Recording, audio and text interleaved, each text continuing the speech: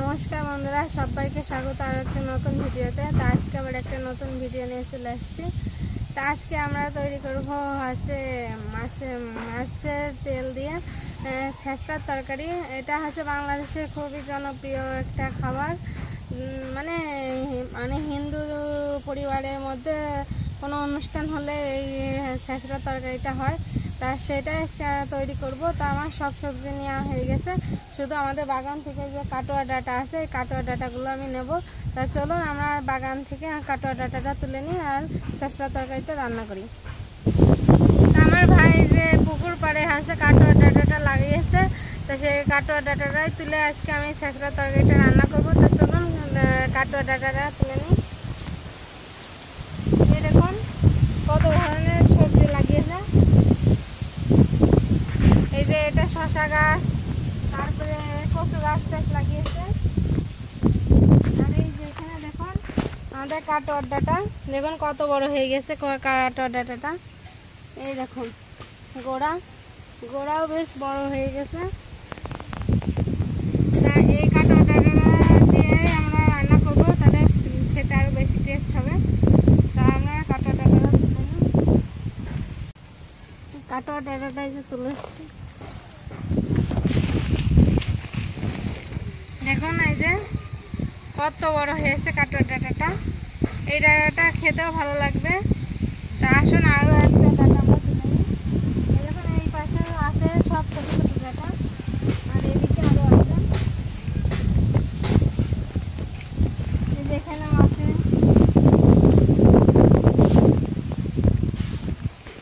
যেখানে আরও একটা বড় ডাঁটা রয়েছে, এই যে এটা আমরা তুলে নেব।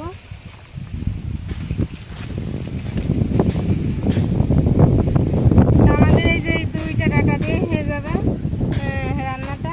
তা চলুন আমরা রান্নাটা শুরু করি। আর ডাঁটাগুলো দেখুন কত সুন্দর দেখাচ্ছে। তাই যে আমরা কাটোয়া ডাঁটাটা তুলে নিয়ে আসছি, এখন আমরা কাটোয়া ডাঁটাটা বানিয়ে নিই। আর কাটোয়া ডাঁটাটা আমাদের নিজেদের একদম বাড়িতে হচ্ছে লাগানো, একদম ফরমালিন মুক্ত ডাঁটা। তাই এই ডাঁটার টেস্টটা অবশ্যই ভালো হবে। তা চলুন ডাঁটাটা আমরা বানিয়ে নিই। আমি বটি নিয়ে বসে পড়েছি, ডাঁটাগুলো আমি এবারটা ভালোভাবে কেটে নেব।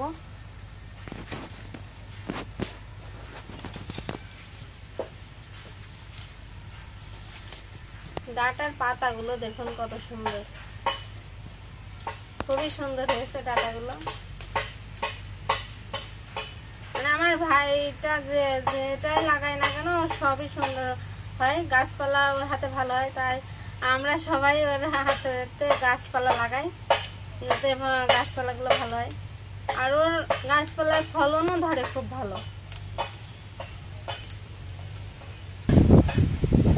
আর এই ডাঁটার শাকগুলো খাওয়া যায়, এই যে এগুলো রেখে দেবো, ফেলবো না। ডাঁটার শাকগুলো ভালো লাগবে খেতে। আর এই ডাঁটাটা একদম সার মুক্ত, সার দেওয়া হয়নি এই ডাঁটাতে, একদম আমাদের পুকুরের পাশে লাগাইছে ও। তা ডাঁটাগুলো সত্যি খুব ভালো।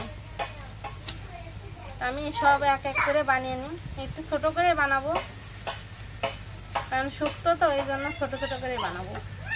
বন্ধুরা এই দেখুন আমার কাটোয়া ডাঁটাটা তুলে বানানো হয়ে গেছে। তা এবারটা আমি তুলে বানিয়ে আবার ধুয়েও নিয়ে চলে আসছি। এবারটা আমি সরাসরি রান্না করতে চলে যাবো। চলুন।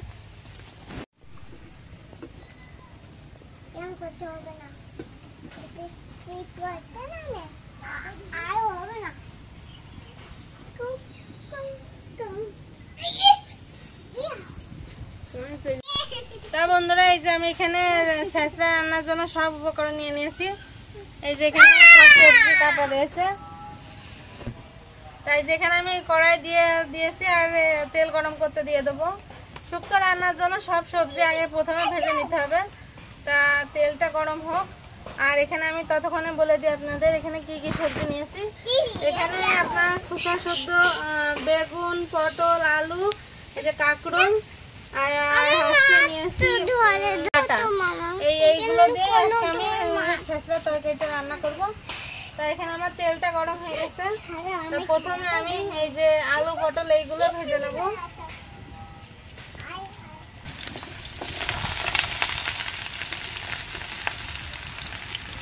এই সবজিগুলো আলাদা আলাদা করে ভেজে নিলে তরকারিটা আরো বেশি টেস্ট হয়। আমি সবজিগুলো আলাদা আলাদা করে ভেজে নেবো প্রথমে।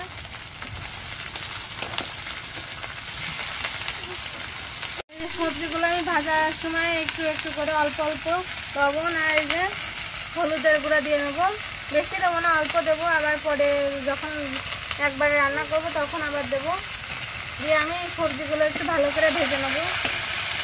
দেখুন সব রকমের সবজিগুলো নিয়ে আমি ভাজছি।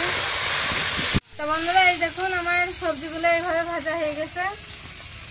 দেখুন একদম ভালোভাবে সবজিগুলো আমি ভেজে নিয়েছি। এবার সবজিগুলো আমি নামিয়ে নেবো।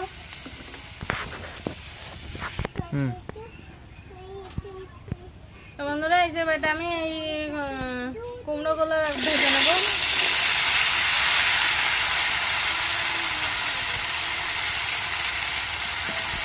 কুমড়োগুলো ভেজে নিয়ে এরপরে আমি রান্নাটা শুরু করবো।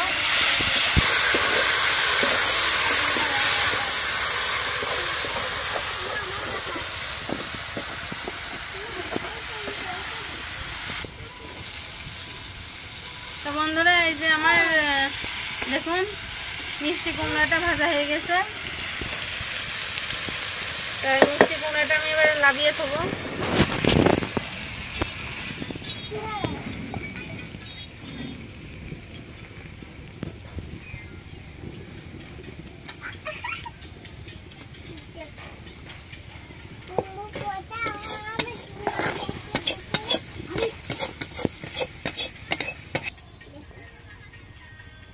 তো বন্ধুরা এবার আমি শুক্তো এটা রান্না করবো। যেখানে সরিষার তেল দিয়ে নিলাম, বেশ অনেকখানি তেলটা দিতে হবে। তেলটা গরম হলে তারপরে আমি ফোড়নটা দেবো।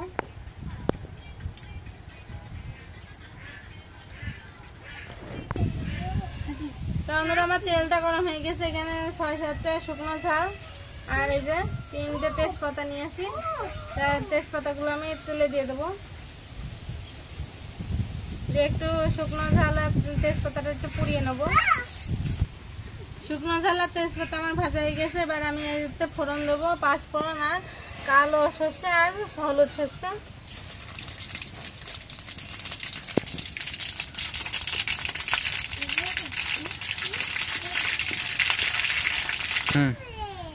এর মধ্যে এবার আমি এই যে মাছের মুড়ো আর মাছের তেলটা দিয়ে দেবো। একসাথে ভেজে নেবো। মাছের মুড়োতে একটু লবণ আর একটু হলুদ দিয়ে ভালোভাবে ভেজে নেবো।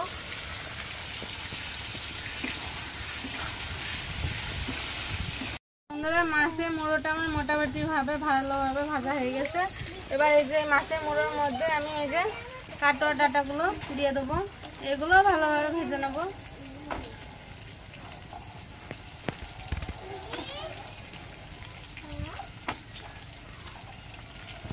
এই যে আমার ডাঁটা আর মাছটা ভালোভাবে কষানো হয়ে গেছে। এই দেখুন এবার আমি যে ভাজা সবজিগুলো দিয়ে দেবো। আর কুমড়োটা আমি পরে দেবো, কারণ কুমড়োটা একবারে দিলে একদম হয়ে যাবে। কুমড়োটা একটু পরে দেবো। না এখানে ভাত নেই, ভাত একটু ভাত খাই।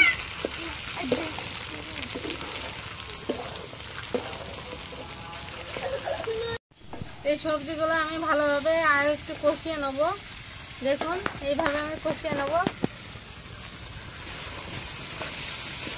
আর এতে লবণ সব সবজিতেই লবণ দেওয়া আছে। আমি পরে একটু লবণ চেক করে পরে লবণ দেবো। তো বন্ধুরা এই যে এখানে আমি মিষ্টি কুমড়োগুলো ভেজে রাখছিলাম। এখন সবার শেষে আমি মিষ্টি কুমড়োটা দিয়ে নেবো।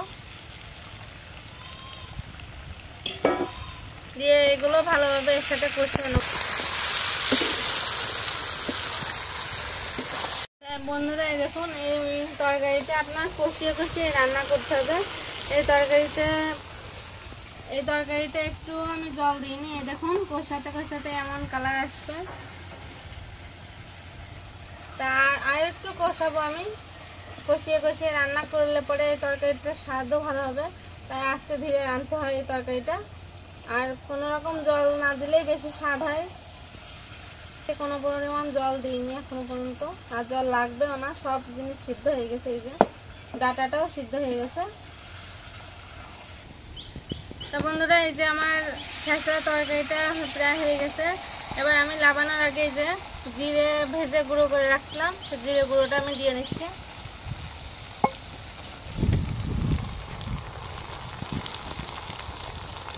একটু মশলাটা কষিয়ে নিয়ে লাবিয়ে ফেলবো। তো বন্ধুরা, এই যে আমার ছেঁচড়া তরকারিটা রেডি হয়ে গেছে। এবার আমি ছেঁচড়া তরকারিটা লাবিয়ে নেবো।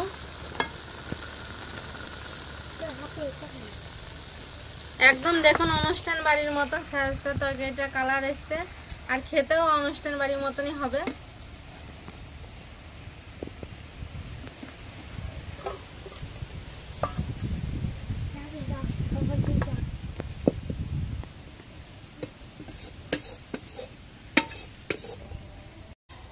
তো বন্ধুরা, এই যে আমার ছেঁচড়া তরকারিটা তো রান্না হয়ে গেছে। এই দেখুন কি সুন্দর কালারটা এসছে, কালারটা দেখলেই মনে বলবে খেয়ে নিই। তাই ছেঁচড়া তরকারিটা কেমন লাগলো অবশ্যই কমেন্ট করে জানাবেন। আর আমার ভিডিওটা যদি ভালো লাগে অবশ্যই like, comment, share and subscribe করে নেবেন। তো আজকের মতন টাটা।